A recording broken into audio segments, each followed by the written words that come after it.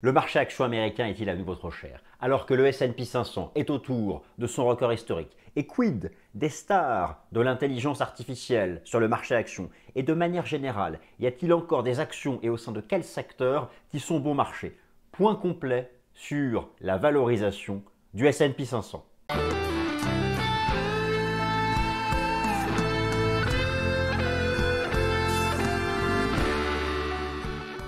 Alors chers amis, je suis ravi de vous retrouver pour la nouvelle édition du Top Gun. Nous sommes le lundi 18 décembre 2023. Le marché action, après cette remontada verticale qui a commencé fin octobre, est revenu. Or qu'il s'agisse, alors je mets de côté le SMI, mais je prends les indices boursiers de la zone euro, le CAC 40, le DAX, prenons le S&P 500. Tous ces marchés sont revenus au contact de leur record historique. Revenus au contact de leur record historique, alors que le marché joue à plein régime le pivot des banques centrales en 2024. Et un pivot agressif. Nous venons de vivre la semaine dernière, vous l'avez probablement vécu avec moi, une semaine chargée sur le plan des fondamentaux, qui pourtant, alors en Europe, oui, l'inflation est vaincue, il n'y en a plus, mais c'est la récession en Europe. Aux États-Unis, l'inflation mise à jour la semaine dernière montre que, certes, elle ralentit, mais en version sous-jacente, elle est toujours 2 fois la cible de la Fed. Et pourtant, M. Jérôme Powell, mercredi dernier, a surpris le marché dans le bon sens. Cette fois-ci, la Fed acte qu'elle a atteint son taux terminal à 5,50 et la Fed mentionne dans la mise à jour de ses perspectives macroéconomiques pour 2024 et même la mise à jour de ses projections monétaires, elle mentionne 3 baisses de taux. Et dans un monde merveilleux, peut-être de bisounours, 3 baisses de taux parce que ça désinflationne et elle a même revu en hausse ses anticipations de croissance économique. Donc, pas de hard landing, pas de récession, mais de la désinflation. C'était le sujet du Top Gun de la semaine dernière. Et voilà qui a permis, même d'ailleurs au small et mid cap, de commencer à fortement, fermement rattraper le S&P 500. Le S&P 500, alors certes, si on lui retire ces 7 ou 8 stars de la tech, et en particulier d'ailleurs là je vous fais un focus sur l'intelligence artificielle, le sujet c'est le S&P 500 est-il à nouveau trop cher? Donc qu'est-ce qu'on fait? Eh bien, je vous fais un mot rapide sur ce pivot quasi certain. Oui, quasi certain. Alors, c'est pas moi qui le dis. C'est Jérôme. Enfin, Monsieur Powell. Sir Powell, pardon. Deuxième partie, le S&P 500 est-il trop cher selon les critères de valorisation boursière? On se refait tout. Le price earning, le PE de Shiller, le PE forward, le price to book, le price to sell. On va même aller voir du côté de Warren Buffett, qui a ses, vous savez, ses indicateurs de valorisation. Les bénéfices des entreprises anticipés pour 2024. Tout en haut. Ils viennent d'être mis à jour. Vous allez voir, c'est fantastique. On va essayer de comprendre pourquoi. Il y a un peu d'ironie dans ce que je dis, mais pas que. Il y a du sérieux aussi. Nous allons essayer de comprendre pourquoi ces anticipations de bénéfices restent si optimistes. Et vous allez voir qu'elles ont intérêt à se conformer aux anticipations dans la réalité. Parce qu'en termes de valorisation, le marché action, oui, il commence à être cher. Même en tenant compte des bénéfices estimés très élevés. Donc, on va regarder ça, et puis on va regarder dans les détails. Quels secteurs? Les actions sont bien réparties dans des secteurs. Quels secteurs sont chers et pas chers? Par exemple, le secteur de l'IA. Tout le monde joue l'intelligence artificielle. L'AI en anglais, bon, tout le monde joue l'intelligence artificielle. Vous allez voir qu'il y a des valorisations. Dans les stars de la tech US de l'IA, il y en a qui se payent 50, 60, 70 fois les bénéfices des 12 derniers mois. Mais je vous en ai trouvé une petite. Enfin, une des stars qui se paye moins cher que les autres. Vous allez voir, c'est la dernière. Bon, on va parler de ça. Et puis, voilà, les small cap, le S&P 500 avec ses 7 fantastiques ou 8, et le S&P 500 équipondéré, le Russell 2000, où ce beau monde en est sur le plan technique. Eh bien, on attaque, mes amis. Bonne vidéo. Le S&P 500 est-il à nouveau cher? Quid des stars de l'intelligence artificielle? Donc dans cette vidéo, on se refait pas comme d'habitude, on se refait de la théorie, mais je prends le temps de vous montrer non seulement alors, comment ça marche la valorisation, mais je vous montre aussi où je vais chercher les datas. Donc le plan s'affiche à nouveau sous vos yeux, je vous l'avais montré à l'instant. Et puis donc on déroule, j'essaye de faire court pour plaire à vos majestés. Et le pivot de la Fed est désormais certain pour l'année 2024. Alors me direz-vous, M. Gann ne prend peut-être pas suffisamment de pincettes, mais ce n'est pas moi qui dis, ce n'est pas moi, pardon, qui affirme que ce pivot est certain. Non, c'est pas moi. Non, non. Vous voulez une preuve? Je vous la donne tout de suite. Oui, effectivement, ce n'est pas moi qui affirme que ce pivot est certain. C'est la Fed. Alors, la semaine dernière était hyper chargée. Je vous mets ici, tout de suite, le tableau de la Fed. Ce ne sont pas les anticipations du marché. C'est ce qu'anticipent les équipes de M. Jérôme Powell, président de la Fed, pour 2024. Regardez comme ce monde est merveilleux. Non seulement du côté du taux de l'intérêt de la Fed, le taux des Fed Funds, et vous avez la comparaison avec ce que la Fed anticipait en septembre. Et bien désormais, 3 baisses de taux attendues en 2024 et 3 de plus en 2025. Bon, voilà, alors que ce n'était absolument pas le cas dans les prévisions de septembre dernier pour 2024. Et dans ce monde de baisse des taux, donc ça y est, hein, c'est l'open bar l'année prochaine, j'exagère, hein, les taux zéro, n'y comptez pas avant 5 ou 6 ans, mais en tout cas, ça va baisser. Et dans ce monde de baisse de taux, c'est dû à quoi? La Fed nous mentionne à nouveau le Core PCE Inflation. J'ai eu l'occasion à plusieurs reprises de vous expliquer que c'était l'indice d'inflation le plus suivi par la Fed. Eh bien, elle tend tranquillement d'ici 24 mois à l'objectif de la Fed, sans hausse du chômage et sans récession. Vous avez ici les anticipations de croissance économique du PIB réel. Voilà donc la désinflation sans récession, la Fed y croit fermement, le marché y croyait déjà, c'est pourquoi les indices ont remonté depuis fin octobre, je vous en avais parlé, j'ai fait une vidéo la semaine dernière sur ce sujet, et maintenant la Fed elle a mis le tampon de la Fed en disant oui, nous aussi on y croit. Alors qu'en général la Fed elle cherchait à calmer tout le monde. Donc voilà, revenons tout d'abord sur les nouvelles perspectives de politique monétaire de la Fed. Le marché anticipe 3 à 4 baisses de taux. La Fed nous dit qu'il y en aura au moins 3. Voilà, donc la certitude, c'est que 5,50, c'était le taux terminal. Alors, cette désinflation peut-elle se faire sans récession aux États-Unis? La Fed nous dit oui. Oui, la Fed nous le dit. La Fed, alors on a pu voir ensemble qu'il y avait des signaux d'alerte orange sur le marché du travail. Mais voilà, pour la Fed, ce ne sont que des signaux d'alerte orange, c'est-à-dire que ça peut repasser au vert. Donc la Fed ne s'inquiète pas. D'ailleurs, la semaine dernière, il est vrai que les inscriptions hebdomadaires au chômage retombent. Très bien. La mise à jour la semaine dernière des ventes au détail, ça rebondit. 4% en rythme annuel, c'est bien. Bon. Dans ce tableau, alors, les indices PMI, c'est plus mitigé, mais je dirais que dans ce tableau, moi, ce qui me gêne quand même, c'est que l'inflation sous-jacente, elle est à 4%. Elle est à 4%. Mais la Fed nous dit que bientôt, elle sera à 2%. Bon. Pourtant, je vais vous montrer en détail, l'inflation des services, elle a cessé de baisser. Alors, je ne sais pas, il y a peut-être un risque ici, ou sinon, il y a anguille sous roche. C'est-à-dire que si la Fed nous annonce là des baisses de taux, 3 minimum, c'est qu'elle a compris qu'il y avait des vrais signaux d'alerte. Et elle veut pivoter avant la récession. Enfin bon, dans tous les cas, elle va pivoter. Voilà, c'est le pivot en 2024. Voilà, au moins ça maintenant, on peut se clouer ça dans la tête. Hein. Donc, la désinflation peut-elle se faire sans récession aux États-Unis? L'importance de la consommation des ménages, l'indicateur des ventes au détail, et puis la mise à jour des PMI, ce sont des statistiques qui ont été mises à jour la semaine dernière. Alors, effectivement, le consensus cette fois-ci, à l'instant, je vous ai montré le tableau de la Fed. Je vous ai montré ce que dit la Fed. Maintenant, on regarde les anticipations des investisseurs de la haute finance. Hein, c'est différent. Ces anticipations sont archi-agressives, mais dans le bon sens. Pour 2024, vous avez là donc la fourchette des taux des Fed Funds et les prochaines décisions de politique monétaire de toute l'année 2024. Eh bien, d'après le marché, la Fed ne va pas pivoter le 31 janvier, le taux va rester à 5,50, mais la Fed va pivoter le 20 mars. Et ensuite, une succession de baisses de taux. Voilà donc, mais en même temps, cette fois-ci, on ne peut pas dire que le marché est présomptueux, puisque la Fed a dit qu'elle allait pivoter. Alors, elle dit qu'elle pivote.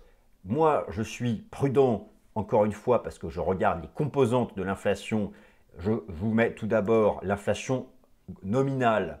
Elle est à 3,1. Bon, oui, la pente est baissière, 3,1, 2, c'est pas loin. Maintenant, on regarde l'inflation sous-jacente. Elle est à 4 et entre octobre et novembre, ça n'a pas baissé. Et j'y ajoute l'inflation des services. Ça baisse plus. 5,5 et 5,5 en octobre. Donc là, voilà, moi je crois bien sûr au scénario du pivot de la Fed. Vous le savez, j'ai eu l'occasion à plusieurs reprises en particulier de vous expliquer mon scénario bullish sur les obligations. D'ailleurs, je suis très content parce qu'elles ne cessent de monter du fait de la corrélation inversée avec les taux d'intérêt du marché. Mais là, je ne traite pas des obligations, je vous ai assez ennuyé avec ce sujet, qui reste par contre avec un gros potentiel en 2024. Donc moi, j'y crois au pivot depuis longtemps. Mais je suis gêné par cette quasi-certitude qu'ont certains économistes, mais pas tous, j'essaye d'en lire un certain nombre, et les économistes de la Fed, leur quasi-certitude que l'inflation des services passera de 5,5 à 2, mais sans récession dans les services. Alors, certains experts disent qu'effectivement, a priori, il n'y a plus de problème d'ajustement entre l'offre et la demande. Et dans ces cas-là, s'il n'y a plus de problème dans la chaîne logistique des services, why not? C'est bien ça qui crée le déséquilibre et qui crée l'inflation. Donc, que le dieu de la bourse leur donne raison. Et dans ce cas, effectivement, le pivot interviendra pour ces raisons qui sont saines. Et c'est ça qui a permis au marché, au S&P 500, de faire au passage ma fameuse VAC 5, qui a atteint son objectif de cours, ce dont je suis content, mais ce dont je vous parle en fin de vidéo, car vous avez vu le plan, la partie technique intervient à la fin de la vidéo. Alors, les ventes au détail, c'est bien, ça rebondit. Oh, c'est cool. Les inscriptions hebdomadaires au chômage, ça rebaisse. Donc effectivement, on peut croire à tout ça, on peut croire à ce schéma. Alors maintenant, on va traiter le sujet quand même. Le S&P 500 est-il trop cher? Alors déjà, le S&P 500, il est, voilà, je suis content. Alors, le ABC, ça c'est une hypothèse, hein. Je la mets de côté. Mon scénario, c'était la VAC 5. On y est. On y est. D'ailleurs, la VAC 5, sa cible théorique, c'est 0,618 d'extension du bas de la 1 au sommet de la 3 au bas de la 4. Objectif atteint. Maintenant, je passe en neutralité. Je ne prends pas de risque. Mais à un moment ou à un autre, il faut respirer. Et puis ce gap haussier sur le contrat futur qui a permis de dépasser la résistance des 4630 points, eh bien, le marché va avoir besoin de respirer. Mais ça, je traite ce sujet en fin de vidéo. N'y allez pas tout de suite. La partie la plus intéressante, c'est maintenant. Le S&P 500 est-il trop cher? Alors, il y a aussi toute la partie sur l'intelligence artificielle. Le S&P 500 est-il trop cher selon les critères de valorisation boursière? Alors, je vous rappelle que ce sont les bénéfices des entreprises qui permettent de déterminer si le marché action est cher ou bon marché. On compare ce bénéfice des entreprises au prix des actions. Et c'est donc on crée des ratios.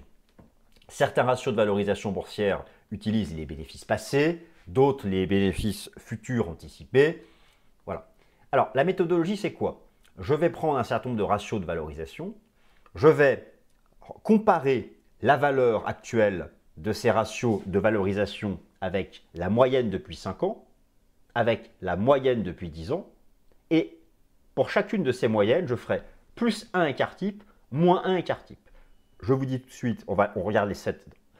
Mais grosso modo, tous ces ratios de valorisation sont au-dessus de la moyenne depuis 10 ans. Et certains atteignent même 1 écart type au-dessus. Donc c'est cher. Alors, pas tous les secteurs, rassurez-vous. Je ne vais pas simplement vous dire que le S&P 500 est cher, hop, fin de la vidéo. Non, non, je vous ai trouvé des secteurs pas chers, avec du potentiel pour 2024. Donc voilà, je vais quand même me mouiller un peu. Hein, sinon, vous allez encore dire dans les commentaires que je ne prends pas de risque.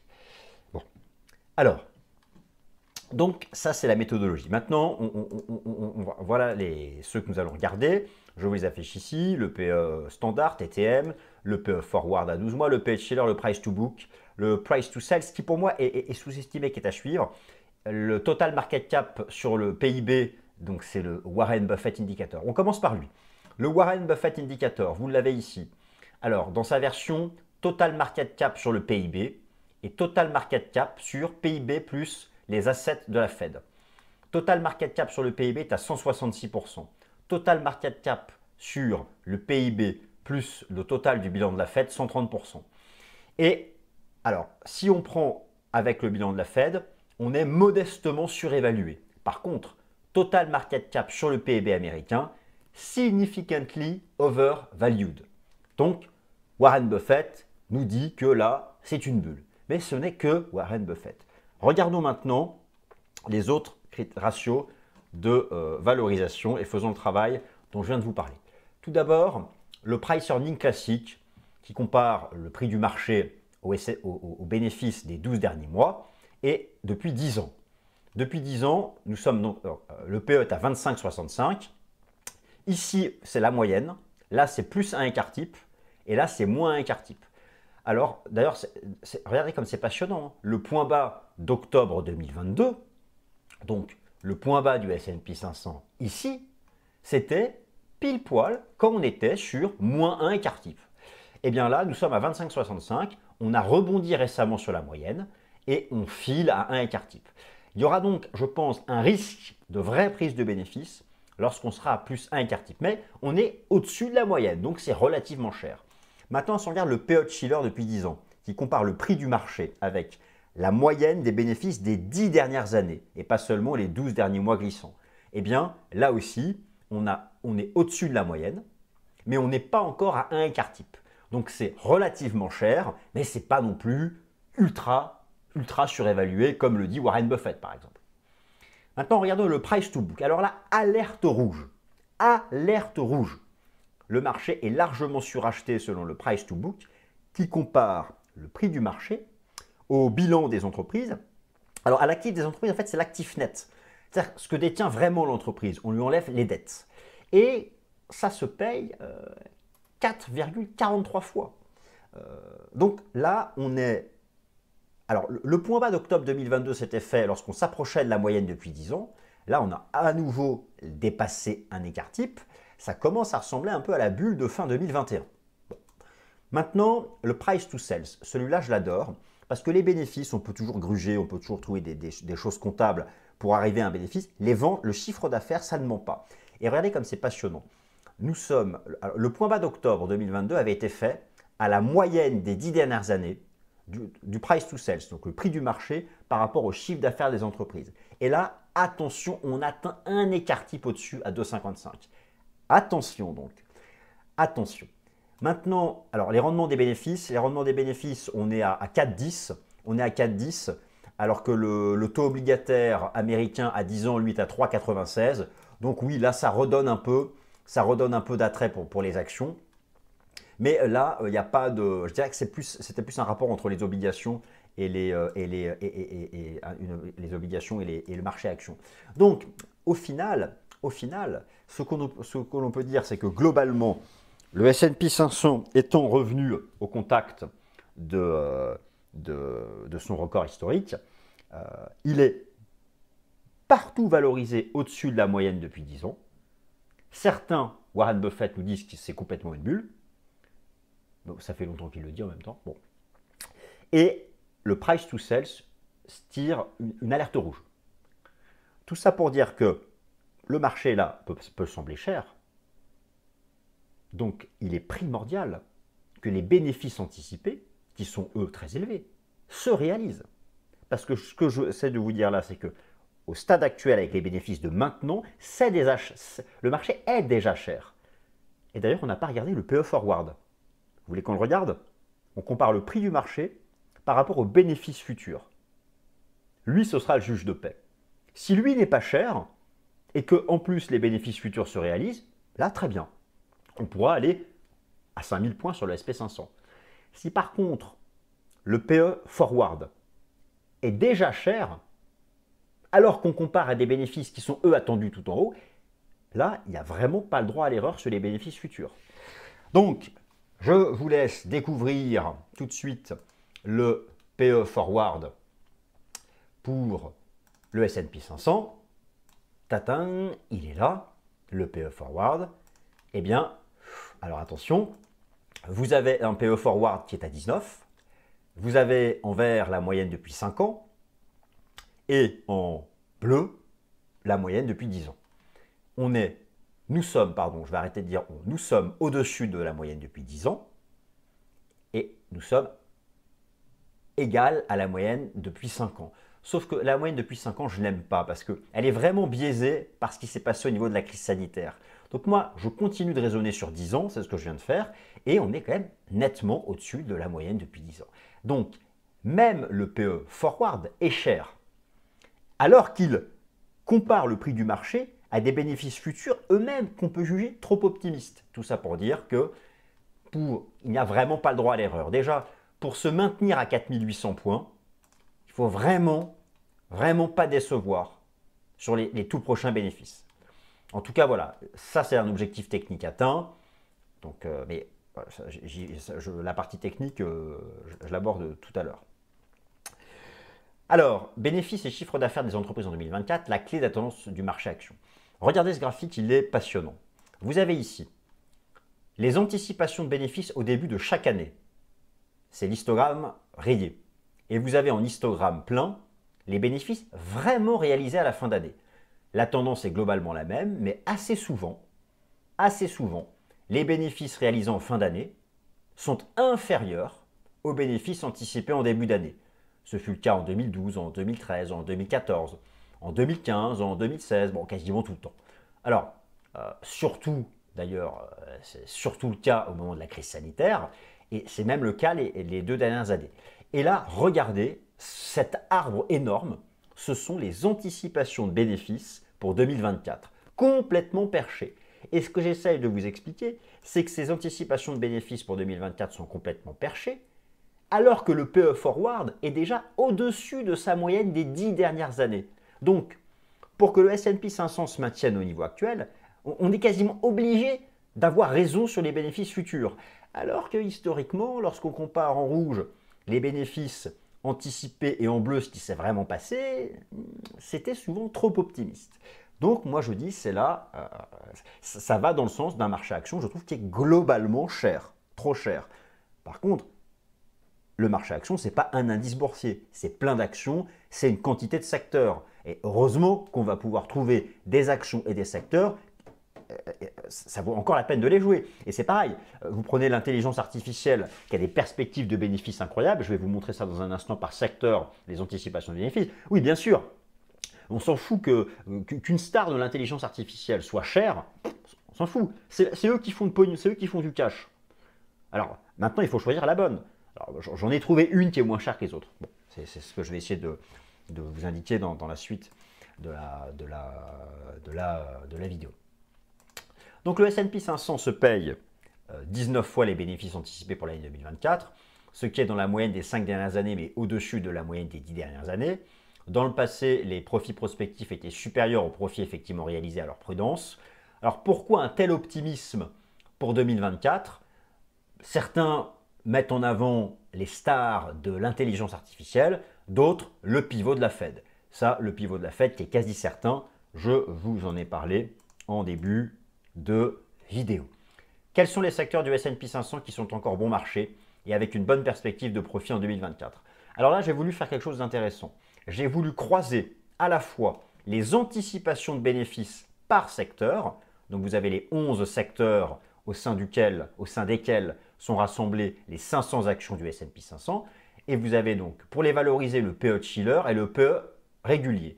Et ici, les anticipations de bénéfices par secteur. On va donc essayer de choper les secteurs qui sont moins chers que le marché. Le marché, c'est la valorisation ici du S&P 500, qui sont moins chers que le marché avec des bénéfices estimés élevés. Vous comprenez la logique? On croise donc ces deux datas. On fait de la petite analyse quantitative. Alors, l'indice S&P 500 n'existe que parce que des actions le composent. Elles sont réparties au sein de 11 super secteurs, sachant que les secteurs technologie de l'information et services de communication, alors c'est de là, c'est là, les stars de la tech et de l'IA, c'est là-dedans. Hein. C'est communication services et technologie. Bon, je vous rappelle que ces deux secteurs pèsent à eux seuls quasiment 40% du S&P 500. Donc forcément, oui, je sais que le S&P 500 globalement est biaisé. Ce qui est intéressant, ce que j'ai relevé, moi, c'est un certain nombre de choses intéressantes. Alors tout d'abord, au sein des secteurs où vous trouvez des acteurs de l'intelligence artificielle, clairement, il faut mieux vous tourner vers Communication Services que le secteur pure technologie. Le secteur technologie de la tech se paye 45 fois les bénéfices des 10 dernières années, le PE de Shiller, et 40 fois le PE régulier, donc les bénéfices des 12 derniers mois. C'est nettement plus que le S&P 500. Alors que le price earning régulier de Communication Services, c'est 26. Donc c'est juste un peu au-dessus du S&P 500, mais on n'est pas sur du 40-45. Donc déjà, ça c'est la première chose. Maintenant, vous allez voir que dans ce secteur-là, il y en a des plus ou moins chers. Et c'est dans celui-là que je vous en ai trouvé une ou deux qui sont moins chers. Moi, je ferai quand même un pari pour 2024, qui serait le secteur de la santé. Alors déjà, parce qu'il est toujours sur un support technique. D'autre part, je vais zoomer sur les datas. Regardez les bénéfices anticipés pour le secteur de la santé en 2024, c'est le numéro 1. Regardez, là vous avez les bénéfices anticipés pour le S&P 500. Moi je m'intéresse à ceux donc, qui sont au-dessus du S&P 500 ou ceux qui sont éventuellement en dessous mais vraiment pas chers. Et donc j'aurais tendance à regarder du côté des valeurs financières, surtout si les banques centrales pivotent, il y aura moins de risques de défaut des clients des banques. Et le secteur de la santé, parce qu'il y a vraiment des bénéfices anticipés très élevés, c'est plus du double que le S&P 500. Et regardez les stars de la tech, et les bénéfices anticipés qui sont déjà très élevés sont encore supérieurs au S&P 500. Donc on va essayer de taper là-dedans, dans ces trois secteurs. Et moi ce qui m'intéresse, c'est le secteur de la finance. Pourquoi? Parce qu'il est vraiment pas cher. Alors il y a eu des bonnes raisons, il y a eu la crise bancaire de 2023, très bien. Mais moi j'estime que le risque est derrière nous, surtout si les banques centrales pivotent. Ce qui a mis en risque ces entreprises, c'était le krach obligataire et l'augmentation du taux de défaut des clients parce que, avec les nouveaux taux d'intérêt, ils ne remboursaient pas leur crédit. Tout ça va s'estomper petit à petit. En plus, d'un point de vue technique, il y a un support, on a tenu une zone support importante sur l'indice sectoriel des valeurs de la finance. J'aime bien aussi le support de l'indice sectoriel des valeurs de la santé. Pour la santé, on anticipe beaucoup de bénéfices, mais maintenant, regardez les valorisations. C'est vraiment pas cher. Pour le secteur de la finance, 16 un PE de Shiller contre 31 le marché, 13 le PE régulier contre 25 le marché. Maintenant, vous prenez la santé, on est valorisé PE de Shiller moins que le marché, alors qu'on attend des bénéfices futurs élevés. Et en plus c'est un indice sectoriel qui a tenu un bon support. Je vais vous montrer tout de suite au niveau des indices sectoriels, parce que j'ai tout ici dans ce schmilblick. Voilà, moi j'aime bien le fait que la santé, elle a tenu c'est un bas de triangle, un bas de pattern. Moi j'ai un scénario l'année prochaine de sortie par le haut de cette pattern, qui serait une grosse pattern de continuation haussière. Donc ça j'aime bien la santé.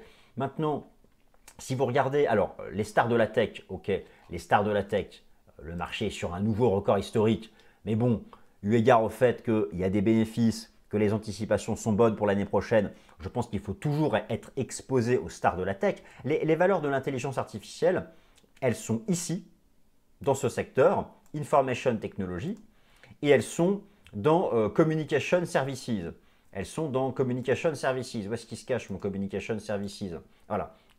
Donc, moi je suis quand même plus à l'aise avec Communication Services. Mais, donc voilà, et pour le secteur de la finance, oui, il est carrément sorti. On est sorti par le haut de cette configuration en triangle. Il y a vraiment du potentiel avant de rejoindre ici, avant de rejoindre les records. Et comme je vous l'ai montré à l'instant, c'est moins cher, c'est nettement moins cher que le marché. Donc voilà, ce sont des secteurs qui m'intéressent pour l'année prochaine. Maintenant, on va se concentrer sur le secteur de la tech et ces fameuses stars de l'intelligence artificielle. Les stars de la tech US et de l'IA sont-elles hors de prix en cette fin d'année 2023? Alors, ça c'est une bonne question. Tout d'abord, je vous rappelle que l'année 2023 a été dominée par les large et méga caps. Là, vous avez un tableau qui vous croise la performance depuis le début de l'année des valeurs selon la taille de la capitalisation, et c'est croisé avec les 11 secteurs dont je viens de vous parler. Et si vous regardez les large et méga caps, eh bien, là où il y a les plus grosses performances, c'est cette ligne-là, c'est la tech. C'est la tech et Communication Services. Voilà, donc c'est là où vous allez retrouver les leaders de l'intelligence artificielle. Je prends maintenant les fameux fantastiques du S&P 500. Vous avez ici Apple, Microsoft, Google, Amazon, Nvidia, Meta et Tesla. Alors, ici, vous avez donc la capitalisation boursière et là, le price earning régulier. Le price earning régulier qui correspond donc ici à cette colonne. Là, vous avez l'information pour les secteurs. Le secteur de la tech se paye 38 fois les bénéfices des 12 derniers mois. 38 fois les bénéfices des 12 derniers mois. Maintenant, vous pouvez regarder par titre en particulier. Bon, Amazon, 76 fois, un PE de 76, Nvidia, 62, Tesla, 78. Bon, et il y en a une qui est moins chère. C'est Google, c'est Alphabet. Alors, moi j'aime bien. Disons que, bien sûr, il ne faut pas être all-in intelligence artificielle en 2024.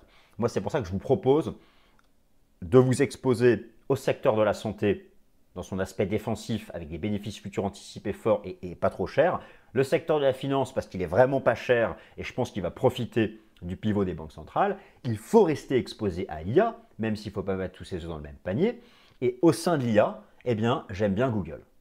J'aime bien Google parce qu'il y a le potentiel encore d'aller rejoindre l'ancien record historique qui n'est pas encore rejoint. J'aime bien Google, Alphabet, pardon, mais c'est pareil, parce que le PE, c'est un PE égal au marché, il n'est que de 26. Et je crois beaucoup dans Gemini. Gemini, c'est l'intelligence artificielle de Google. Il y a énormément de comparaisons qui ont été faites entre ChatGPT d'OpenAI et Gemini. Et Gemini est beaucoup plus performante en tant qu'instrument d'intelligence artificielle, quel que soit d'ailleurs le support, hein, écrit, vidéo, tout ce qu'on veut, que ChatGPT. Donc, moi, je crois vraiment dans le potentiel de Gemini d'apporter du cash à Alphabet. Techniquement parlant, il y a encore du potentiel et c'est nettement moins cher. Voilà, donc ça, je pense que c'est un sujet sur lequel voilà, je vous invite à vraiment vous intéresser. Renseignez-vous sur Gemini. Vous allez voir, on trouve partout des tableaux qui comparent Gemini et ChatGPT. Donc, voilà, je pense qu'il y a un coup à faire encore. Il y a un coup à faire encore sur ce sujet. Alors maintenant, un mot technique, le S&P 500. Alors, objectif atteint. Alors, bien sûr, S&P 500 versus S&P équipondéré. Bien sûr que les stars de la tech, de l'intelligence artificielle donnent une vision biaisée un peu du marché. Je vous montre ça tout de suite. Là, vous avez donc le S&P 500 classique. Le S&P 500 classique, voilà, qui a fait cette fameuse vague 5 hein, et qui est tout proche. Donc, c'est objectif atteint d'avoir rejoint les records de début janvier 2022. Par contre, si vous regardez ce qu'on appelle le S&P 500 équipondéré, alors, il est en phase de rattrapage, mais on est encore loin des records historiques. Mais oui, avec le rattrapage, notamment des valeurs de la value, tout le monde a en tête maintenant cet objectif-là. Et c'est probablement d'ailleurs quand le S&P 500 équipondéré aura rejoint cette cible ici, que le marché marquera une véritable pause. Vous avez un rattrapage des valeurs de la value. Le Russell 2000 est en train de sortir par l'eau de cet énorme pattern qui a été préservé en s'accrochant ici à l'ancien record avant le choc boursier de la crise sanitaire. Donc, effectivement, il y a du potentiel de rattrapage de ces valeurs dites de la value. Et donc, ça va aussi dans le sens de ce que je pense sur le secteur de la finance. Donc, voilà, moi, je ne serais pas surpris que le marché commence à prendre quelques bénéfices au contact ici des records, parce que c'est un gros niveau, parce que vous avez plus que jamais, je vous avais montré ça, et là, on arrive vraiment en zone d'excès, un réservoir des acheteurs archi rempli selon le dernier sondage AAII. Donc, à un moment ou à un autre, il va y avoir des prises de profit. Maintenant, est-ce que le S&P 500 sera capable de faire un breakout massif des 4800 points en 2024? Écoutez, à un moment ou à un autre, les anticipations, c'est bien. Maintenant, on aura besoin de constater non seulement d'une part que les entreprises font vraiment les bénéfices anticipés qu'on attend, et là, ça y est, on va rentrer en 2024, et d'autre part, l'inflation a vraiment intérêt de décélérer. La Fed, elle n'a plus tellement le choix maintenant qu'elle s'est positionnée sur des baisses de taux, il va falloir qu'elle le fasse, mais qu'elle le fasse pour la bonne raison, c'est-à-dire la désinflation et non la récession. Voilà, écoutez, j'espère que ce petit moment ensemble vous a apporté des choses intéressantes. Et puis, je vous souhaite à toutes et à tous un joyeux Noël, de joyeuses fêtes de Noël, du coup, hein, parce que c'est à la fin de la semaine. Et puis à bientôt. Salut.